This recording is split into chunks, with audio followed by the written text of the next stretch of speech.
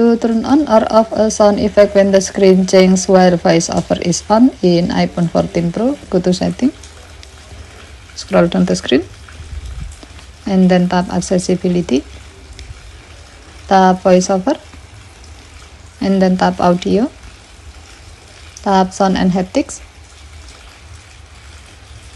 Next, scroll down the screen, and then under voiceover feedback section, tap screen change.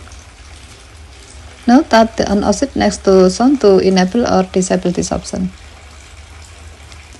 When the switch turns green, it means that this option is on and your iPhone will play a sound effect when voiceover is on and the screen is changed.